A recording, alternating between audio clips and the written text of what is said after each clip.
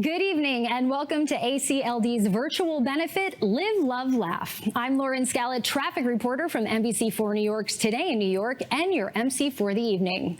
For the past several years, I've been hosting the annual Enviable Life Ball, and I am so proud to be part of the ACLD family.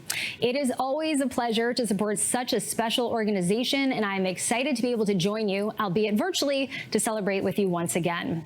While we are not able to gather for the annual Enviable Life Ball this year, tonight we celebrate ACLD's triumphs in a year that has been filled with challenges, loss, and sadness. Despite the impact of the pandemic across our country, Long Island, and our own backyard, the ACLD family came together to help lift our community when it was needed most. Tonight's event, Live, Love, Laugh, will do just that. We'll share some laughs this evening with special guest comedian Jessica Curson. We'll share stories tonight about our incredible staff who gives new meaning to the words hero and love, and we will share the incredible story of one family's survival and their determination to live. And of course, we will honor the memory of all those we lost this year to this devastating illness. In the early days of the pandemic, friends, families, and neighbors came together to help ACLD.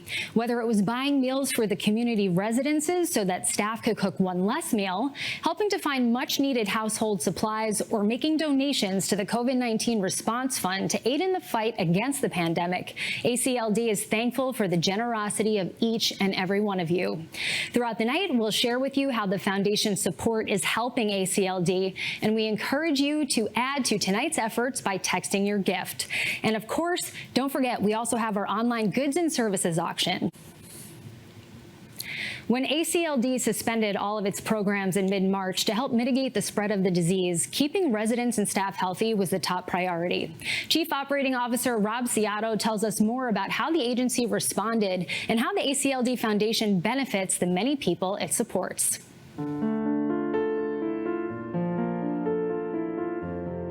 Thank you, Lauren. I'm happy to join you tonight to tell you about ACLD's response to this pandemic this past year, and how your help tonight will further strengthen the ACLD Foundation in helping our organization create enviable lives. These past several months have given us the opportunity to reflect on what matters most, and in many ways has brought us closer to those we care about, even if it was connecting through a computer screen or a phone. The impact across Long Island has been especially acute, but our resolve has been strengthened as we see our neighbors, friends, and families come together to help lift ACLD when it's needed the most. Like so many other vulnerable populations, ACLD was not immune from the impact of this pandemic, facing a large amount of people infected across half of our 41 residences. We took the extraordinary steps of creating a respite center here in Bethpage. This center, staffed 24 hours a day, 7 days a week, was created to help monitor the needs of those who were diagnosed with COVID-19 and who do not require hospitalization. In just 1 week at the end of March, we transformed our Helen and Arthur Pashkow Adult Day Program Center into an intensive respite center complete with 20 beds, a fully stocked kitchen to cook meals around the clock, televisions in each room to provide entertainment for the infirmed, and a nurse on staff around the clock, with also our chief medical officer assigned to do daily rounds. This center was the only one of its kind in New York City and the Long Island region.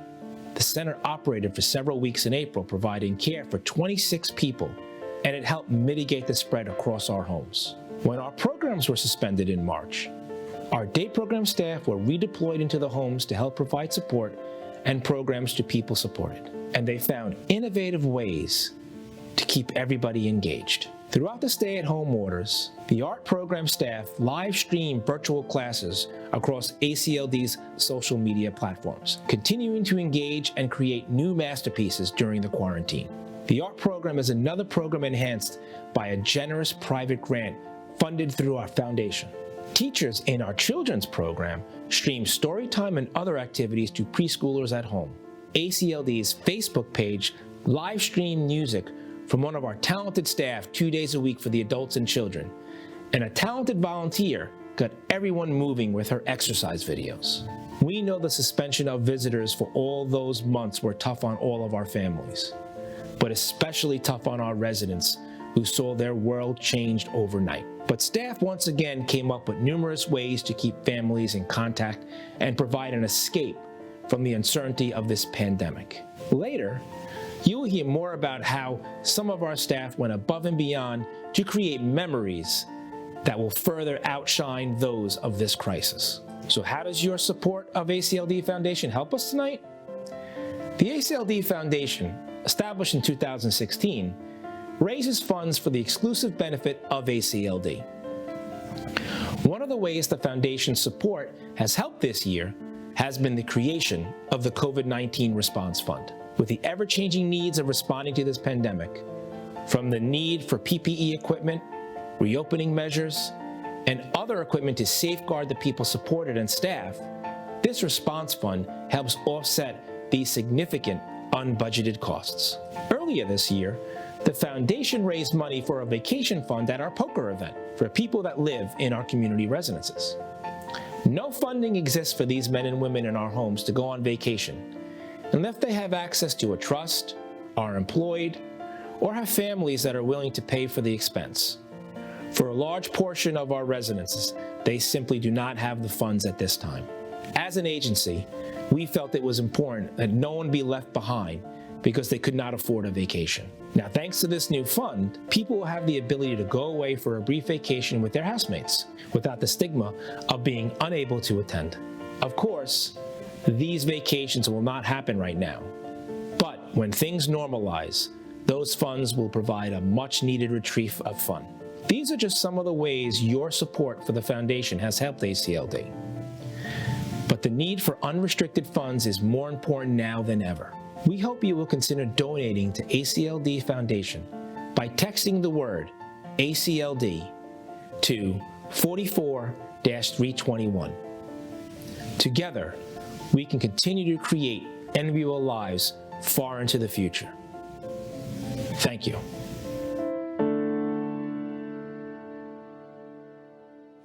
Thank you, Rob, for that important update on how ACLD has responded during very challenging and ever-changing times. We hope you will consider making a gift to the ACLD Foundation. It's as easy as texting the word ACLD to the number 44321.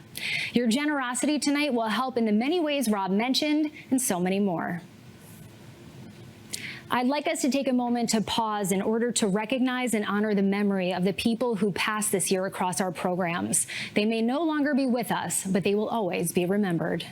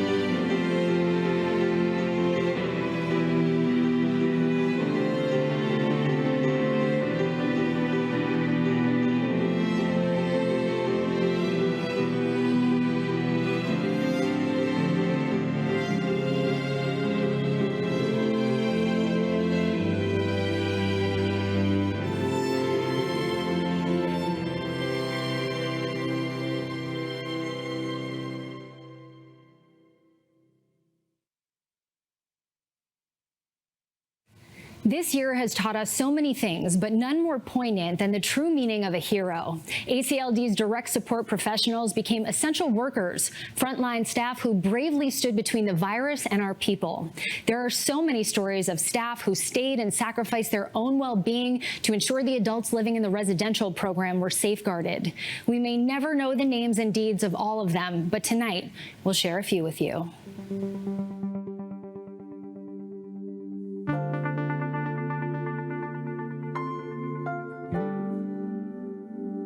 The most difficult part is, like, I know there's a lot of people who live with us who got it. And of course, people pass and people you know, and you couldn't be there for them. And it's just the same like other families saying, you know, their family died, they couldn't. It's the same with us too in the agency. That was the hardest part, especially when the people pass. And they don't know, you know, they know us, and you know, the family not there or far away, and some of them don't have family, and we become their family, and we're not able to hold their hands. These memories are, you know, all I can do is pray for them and make sure they're at peace.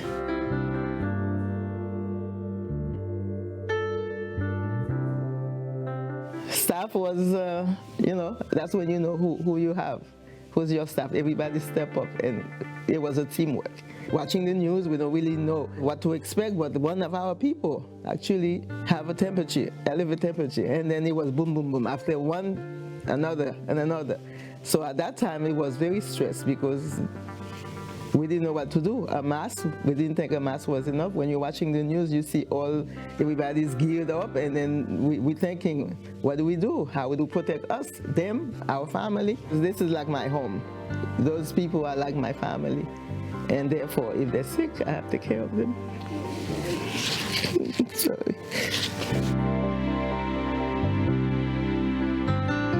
Knowing that they're all safe and nobody gets it, that was very rewarding at the end. Hopefully they remember when it comes to the people, I'm all in.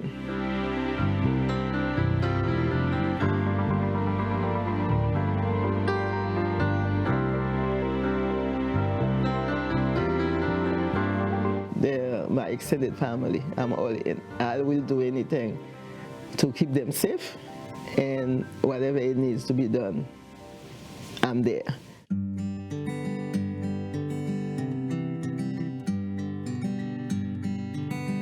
One thing I do believe is that they cannot take care of themselves. We're here for a reason. They have to have somebody to support them. And if we all bail out on them, there's nobody left. I made the choice, and I do have underlying conditions. However, you can stay home and contract it, or you can go to work and contract it, or you can... Nobody is promised tomorrow. The most rewarding is that, you know, we made it through it. We made it through it. We're still struggling, but we made it through it. At the end, when we were able to finally move around a little bit, it was a group effort that we would be able to do a backyard camp out.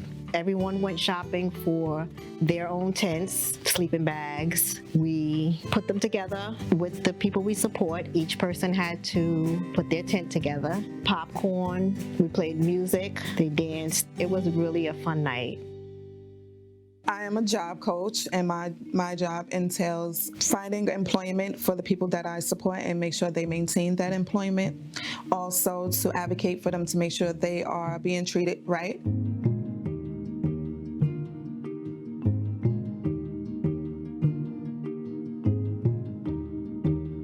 There was a young man that I worked with that I supported, and he worked at a department store, and when they was opening, it fell on the days that I was going to be on vacation. So I just put my vacation to the side and made sure that I was there to ensure that he followed PPE protocol. I wanted to make sure that he remembered his routine and that he wasn't, I just didn't want him to be anxious on his first day back. I just felt like it was my job to make them comfortable. One of my people, they were anxious to get back to work, and they were not, the company wasn't really trying to have him come back.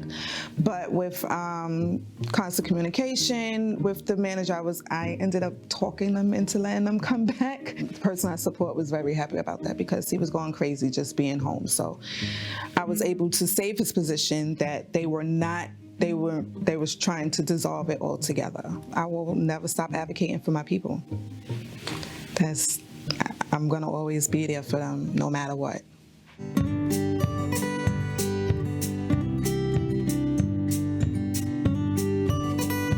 I went above and beyond to help the people that we support by adding another house to my roster. It was easy for me to give them my love and my chipper personality, and they're so used to their schedule, so I had to fill the voids so that they wouldn't feel any. It still would feel different from them, but if I could fill the voids that they did when they were out in the community, it helped them. It does help them every day. We play Monopoly, we play Uno, we started karaoke. We do have a machine, so we started that. I made sure whenever I walked into their presence that it was always positive and chipper, to just let them know that there's somebody that does care about your happiness. You're gonna have bad days, you're gonna have good days. You just don't judge, you just love.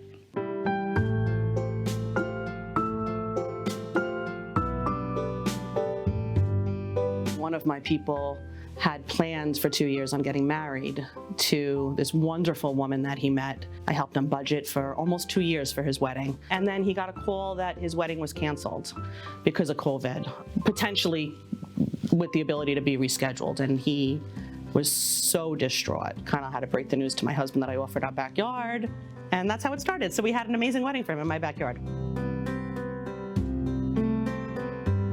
My husband's a chief in the volunteer fire department. He mentioned it one night during drills up in Kings Park that we were hosting a wedding in our backyard, and that turned into one of the firemen wanting to come and volunteer as time to bartend, and another one came and ran electric all throughout our backyard. Another firewoman stopped by with a tote of Christmas lights to decorate this beautiful deck that I have in my backyard. It was absolutely phenomenal. And we were driving literally all over Suffolk County, picking up boxes from people's stoops of flowers and vases and stuff that people were donating. The bride cuts the cake, the garter throw, which the groom ended up in the pool, which we still haven't really fully forgiven him for that. The bride threw her bouquet. It was really the most amazing thing. I always wanted to make a difference in somebody's life, that it wasn't just like, oh, you taught him how to budget, or they didn't have to move into that group home. I really wanted to make a bigger difference for somebody in this population. Just the way that he spoke about wanting his life to be, and knowing that I potentially could have helped him do that. I can't say no. I love him. I really do.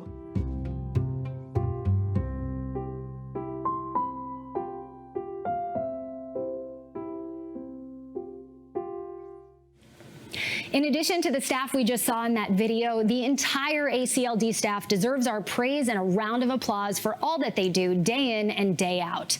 Thank you.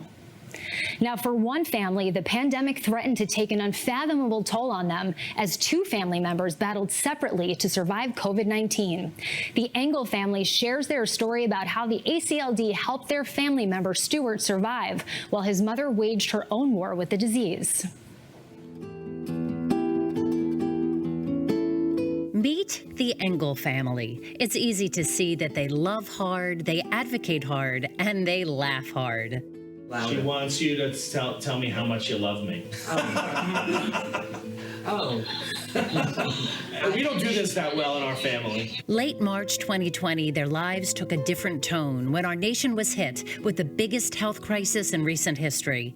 COVID-19 hit home for the Engels. Mom Rita and ACLD resident son Stuart got sick with the virus. It was a stressful time. There's no doubt about it. You know, two family members, two different hospitals, a huge national crisis. For his mom and his brother, Jamie was their advocate. He was their savior. You do what you have to do. Whether you're a son or you're a brother, you take care of your family. It was Rita who started with symptoms first. I guess I was just not feeling all right, but I go along with that in my life. Mothers don't take care of themselves and feel all right.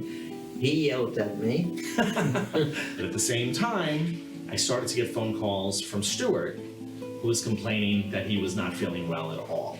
And Stuart doesn't complain very often. So that was something that indicated to me that something might be wrong. Stuart lives in the ACLD Great Neck home. 1 week prior to him and his mom getting sick, the agency alerted families to a positive COVID case in that home. It was kind of hard to put two and two together, to be honest with you, because we really didn't understand what was going on with this disease. Along with fevers, Rita began experiencing extreme fatigue. Stuart, on the other hand, had severe stomach pain, but no fever for a long time.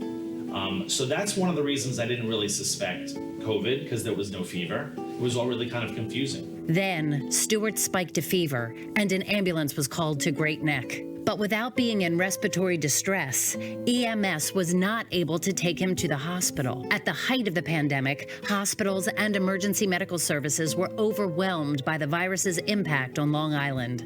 I lost my cool. I called 911. I said they need to get an ambulance back there. I said they don't know if he has COVID. They don't know if potentially his appendix is going to burst. An hour later, another ambulance came for Stuart. Jamie followed them to the hospital. It was tough watching Stuart go into the hospital on a stretcher, being wheeled out of the ambulance. I wanted to try to stay in contact with him, at least visually, as long as I could, because I really didn't know how he was going to react inside the hospital. And to really, at that point, not know whether I was going to see him again. It was a hard moment. A hard moment, about to take a difficult turn. Jamie then gets a call that his mom needed an ambulance, and getting her admitted for care wasn't easy. And I had to call an ambulance 3 times for my mother. Once admitted to the hospital, Rita spent 10 nights there on oxygen, then 3 weeks in a rehab center. I don't remember. I don't remember the hospital at all. Nothing. Stuart spent 5 nights in a different hospital. I would call him every day, and he would say, I want to go home, I want to go home, I want to go home. And he was not feeling well at all, and it was a bad situation. After being discharged from the hospital, Stuart spent a few weeks at a respite center created by ACLD. It was nursing around the clock, and that was comforting, just that there was somebody there. It definitely gave me peace of mind to have him there. The triage center was more geared to giving me open and honest and clear communication on a regular basis. I never called the triage center without getting put on the phone with the nurse and without getting put on the phone with Stuart if I needed to speak to Stuart. The fact that ACLD was able to put that together as fast as they did helped a lot. At the respite center, Stuart was able to fully recover from COVID. Back at Great Neck, Stuart's family says staff kept residents safe by staying in quarantine. When you watch the news on TV and you would see the emergency workers, the nurses and the doctors who were putting their lives at risk taking care of people who were suffering, it was really the same thing inside the residential homes, where, all of a sudden their responsibility goes from here to here. And what it is that they have to do. And so some of them really stepped up and really went above and beyond what they probably ever thought they would have to do. Remember when they first let you guys back outside in the house? Yeah. What did you do? We had lunch. What did you get to do in the backyard? Play basketball with some of the guys. And then they allowed the parents to come in and have lunch together, so we went outside to have lunch. Right? All right. It was wonderful to see me. All right. Jamie says it wasn't until he knew his family was going to pull through that he finally let out his emotions. I do remember talking to Stuart, who was now in the triage center and starting to feel better after a long period of time, where he cried on the phone, which made me cry. And you sort of let it out when it was all over. People got sick with something that was very difficult to understand, very new, And not every outcome was as good as the one that we had. So we're lucky. Yes, we're lucky. Wow, that was an incredibly powerful story. Thank you to Rita, Stewart, and Jamie for sharing their story with us tonight. Please consider making a gift to the ACLD Foundation. It's as easy as texting the word ACLD to the number 44321. And now I'd like to introduce a man whose passion is the driving force behind ACLD's never-ending efforts on behalf of so many. His dedication and commitment to making a difference for the people who turn to ACLD for support is nothing short of inspiring. Please join me in welcoming Executive Director Bob Goldsmith. Thank you, Lauren. Indeed, it has been an unprecedented year.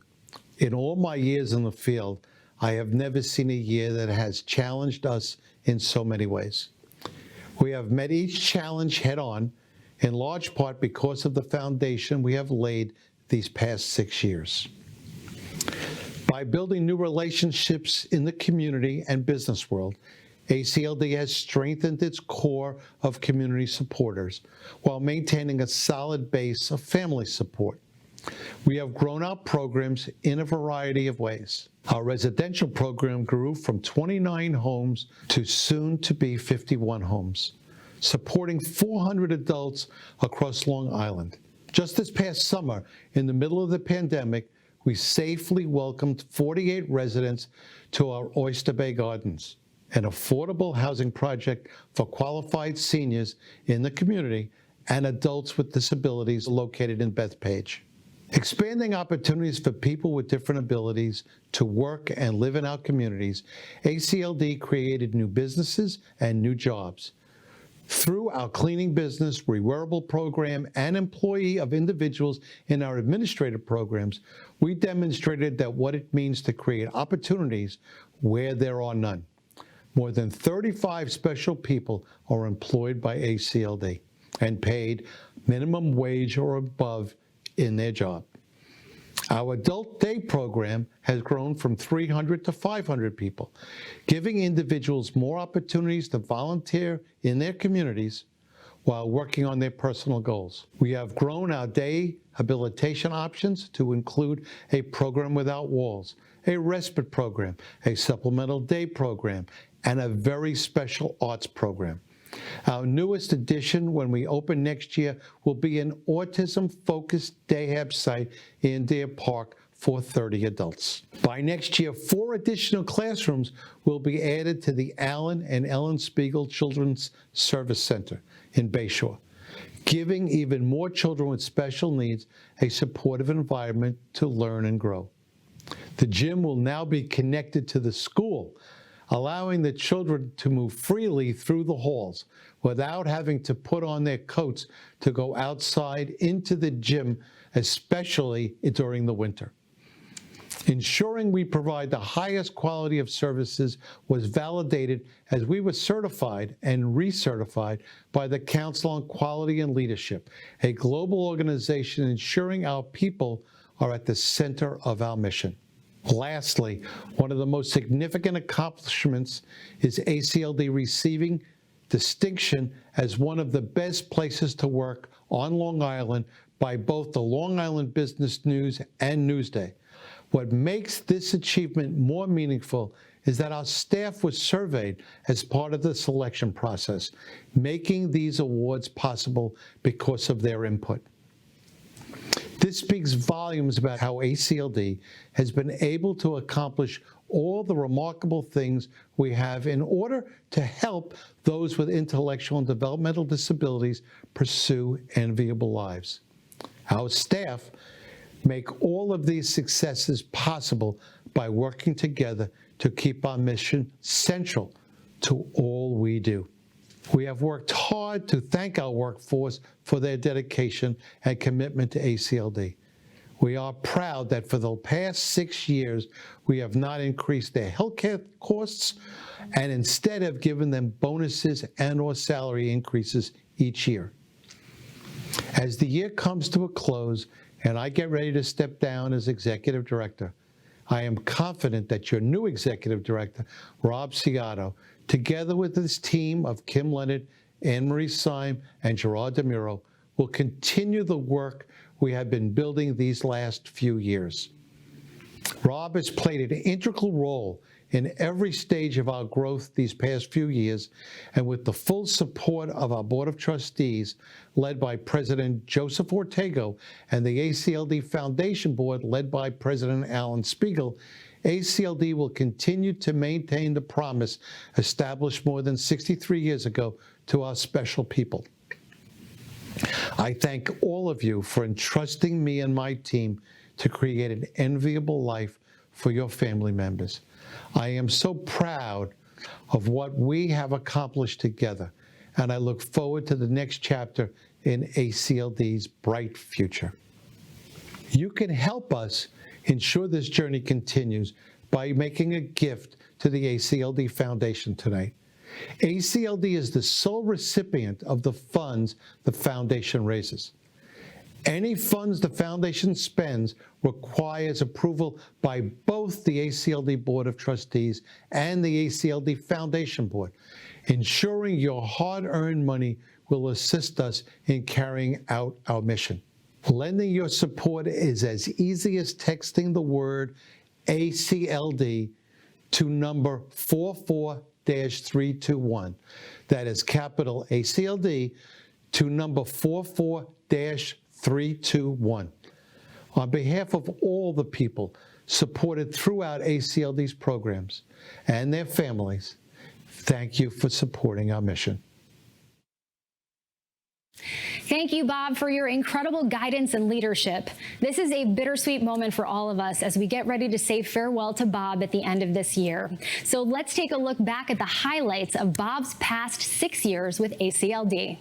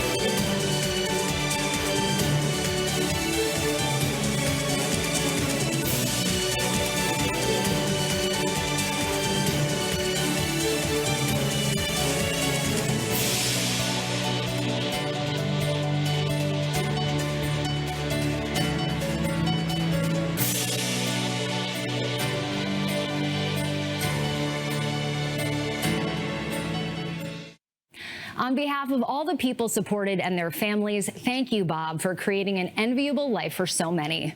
Let's take a moment to give Bob a virtual round of applause. Okay, before we sign off for the night, we just want to remind you there is still time to get your raffles in for the goods and services auction. You have until 9 p.m., so visit acldlivelovelaugh.org, and don't forget you can make that gift to the ACLD Foundation right now. It's as easy as texting the word ACLD to the number 44321. Again, just text the word ACLD to the number 44321. Thank you to all of you who tuned in tonight, who purchased a ticket, who sponsored this event, and who have supported ACLD throughout this incredibly challenging year. We greatly appreciate your generosity. We also look forward to celebrating with you in person next year. Have a great night and get home safe, everyone. Kidding, you're already there. Stay safe, stay healthy, have a good night.